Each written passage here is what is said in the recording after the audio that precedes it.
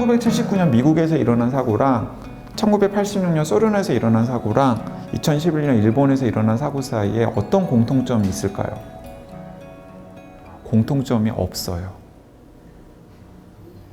패턴이 없습니다. 자, 이게 바로 원자력 발전소가 위험한 진짜 이유라고 저는 생각해요. 원자력 발전소는 원자력 발전소가 들어서는 그 지역 주민이든 그리고 원자력 발전소에서 방사선 오염을 감수하면서 일하는 노동자들이든 그 사회의 희생자들을 전제할 수밖에 없는 시스템 속에서 유지되는 에너지원이기 때문에 1차적으로 제가 원자력 발전소는 우리가 계속 가져갈 수 없는 에너지원이라고 생각하는 거예요.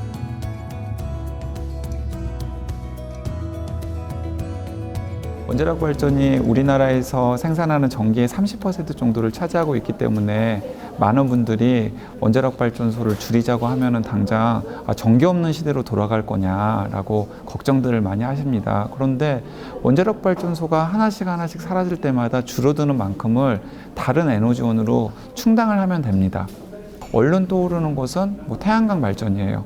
지붕 있는 건물 위에다가 태양광 발전기를 올려서 전기를 생산하면 딱 원자력 발전소를 없앨 정도의 태양광 발전 전기를 만들어낼 수가 있다라는 거. 우리나라는 햇빛이 좋지 않고 국토가 좁기 때문에 태양광 발전을 하기에는 적합지 않은데 그게 어떻게 원자력 발전의 대안이 될 수 있을지 궁금해들 하십니다. 이렇게 생각을 해볼게요.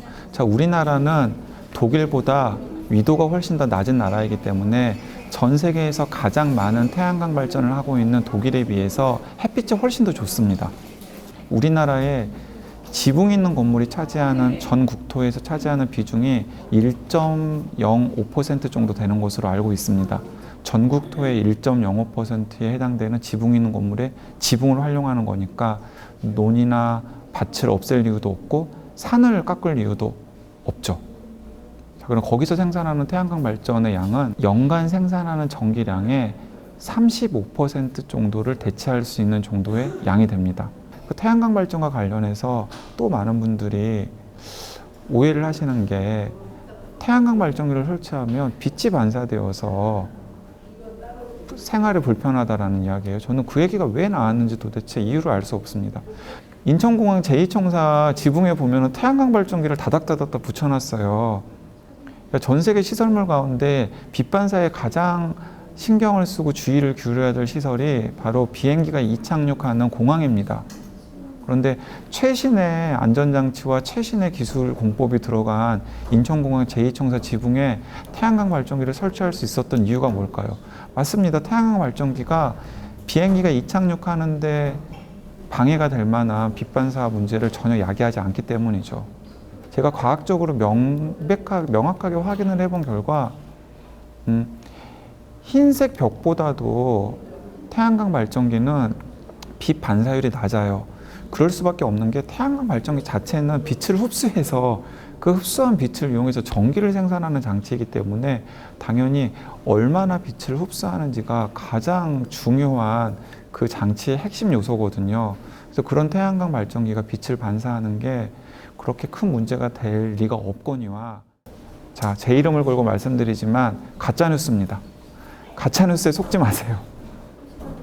전 세계적으로 지구온난화를 야기하는 가장 중요한 원인이 되는 온실기체를 배출하는 첫 번째 원인 중에 하나가 석탄화력발전소거든요. 그러면 그런 석탄화력발전소를 줄이려면 그 석탄화력발전소가 생산하는 만큼의 전기를 생산하는 다른 대안을 강구를 해야 되고 그게 바로 태양광이나 풍력이나 혹은 바이오매스를 비롯한 다양한 에너지 전환의 여러 가지 수단들과 연결이 되고 놀랍게도 그런 수단들을 우리가 다 가지고 있다는 거죠.